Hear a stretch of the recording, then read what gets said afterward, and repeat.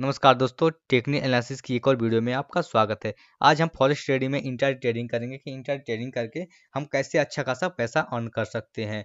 तो मैं बता दूं आपको, इंट्राडे ट्रेडिंग करने के लिए आपको चार्ट एनालिसिस बहुत ज़रूरी है। चार्ट पे आपको समझना कि चार्ट में कैसा पैटर्न बन रहा है, कब डाउन ट्रेंड हो रहा है, कब साइडवेज हो रहा है, कब अप ट्रेंड हो रहा है। मार्केट में तीन चीज़ होती है। एक तो अप ट्रेंड होती है, एक डाउन ट्रेंड होती है, एक साइडवेज होती है। हमें दो अब या अप ट्रेंड में या डाउन ट्रेंड में ही काम करना है। साइडवेज मार्केट में कभी काम नहीं करना है। इंट्रा ट्रेडिंग करने के लिए हमें अप ट्रेंड और डाउन ट्रेंड को ज्ञात करना बहुत ही आवश्यकता होता है।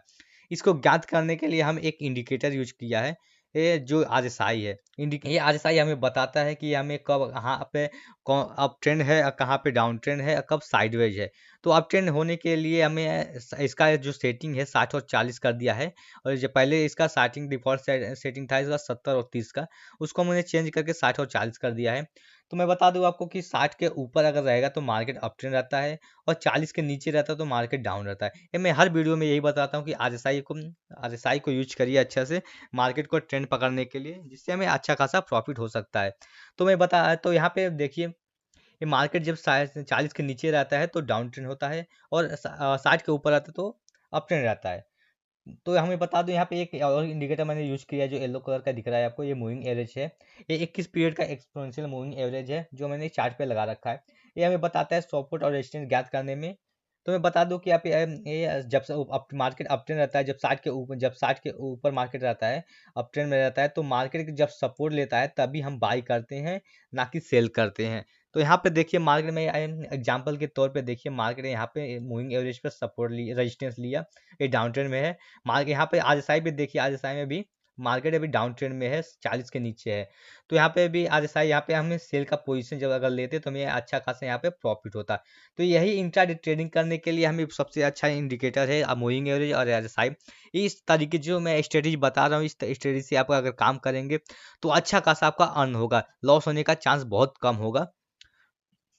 तो यहाँ पे जब भी मैं बताता हूँ कि मार्केट अगर अप ट्रेंड में रहता है तो सपोर्ट पे ही बाई करिए, और मार्केट जब डाउन ट्रेंड में रहता है तो रेजिस्टेंस पे ही सेल करिए। इसके लिए मैंने मूविंग एवरेज आता है, जो मूविंग एवरेज ऐसे जाता है, जब मूविंग एवरेज पे मार्केट आए तो वहाँ पे सेल करिए डाउन ट्रेंड में। और आरएसआई को भी देखिए कि 60 के नीचे, 40 के नीचे होना चाहिए। और यही अप ट्रेंड में मार्केट जा रहा है तो कहाँ जहाँ सपोर्ट बन रहा है मूविंग एवरेज पर, जब सपोर्ट प्राइस आ जाए तब बाई कर सकते हैं आप।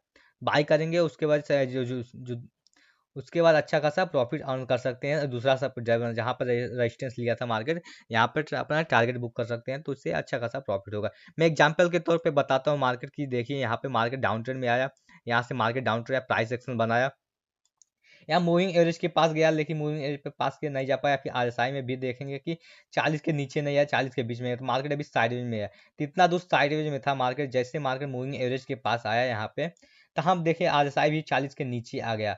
जब आरएसआई 40 के नीचे आ गया, मूविंग एवरेज पर रेजिस्टेंस लिया, तो यहाँ पर सेल का पोजीशन लिया होता है कोई, तो अच्छा खासा प्रॉफिट हो सकता था। यहाँ तक टारगेट बुक करके अपना अच्छा खासा प्रॉफिट हो सकता था। दूसरा एग्जाम्पल दिखाता हूँ मैं एक अप ट्रेंड का। देखिए, यहाँ पे देखिए मार्केट, यहाँ पे देखिए, यहाँ पे काफी समय से यहाँ से मार्केट साइडवेज था। आज एसआई में भी बताया, अगर नहीं चार्ट पे समझ में आ रहा है साइडवेज करते हैं, तो आज एसआई सीधे देखिए, आज एसआई बता रहे 60 और 40 के बीच में है, तो मार्केट अभी साइडवेज में है।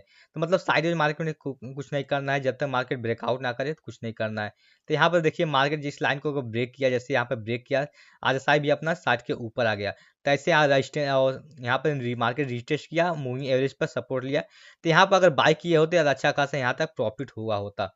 तो जब भी मैं हमेशा बताता हूँ कि आरएसआई और मूविंग एवरेज को देख के ही ट्रेड करिए, जिससे आपका अच्छा खासा प्रॉफिट हो सकता है। यहाँ पर भी देखिए, मार्केट अगर साइड, ये बहुत अच्छा इंडिकेटर है आरएसआई और मूविंग एवरेज। आरएसआई आपको ज्ञात करता है ट्रेंड की कौन सा ट्रेंड में है, और मूविंग एवरेज ऐसा है ट्रेंड इंडिकेटर है जो आपको सपोर्ट रेजिस्टेंस बताता है कि आपको कहाँ तक लेना है, कहाँ नहीं लेना है। और ये भी मार्केट में कब एंट्री करना है और कब एग्जिट करना है, मूविंग एवरेज ये भी बताता है। आप एक पीरियड का मूविंग एवरेज लगा लीजिए, जिससे आपको अच्छा खासा मार्केट में प्रॉफिट होगा। मैंने यहाँ पे गोल्ड का चार्ट में 15 मिनट का चार्ट ओपन कर लिया है, जिससे हमें आज जहाँ जितना बड़ा चार्ट पैटर्न, जितना चार्ट टाइम फ्रेम ज़्यादा बड़ा रहेगा, आपको प्रॉफिट अच्छा खासा होगा। अगर फॉरेक्स ट्रेडिंग करना है तो आपको दो इंडिकेट प्राइस सेक्शन समझना पड़ेगा, प्राइस सेक्शन कैसे काम करता है। इंडिकेटर कैसे काम करता है और चार्ट पैटर्न कैसे काम करता है, तो आपको ये समझना पड़ेगा। मैं हर वीडियो में बताता हूँ मूविंग एवरेज और आरएसआई के बाद। मेरा फेवरेट इंडिकेटर आरएसआई है।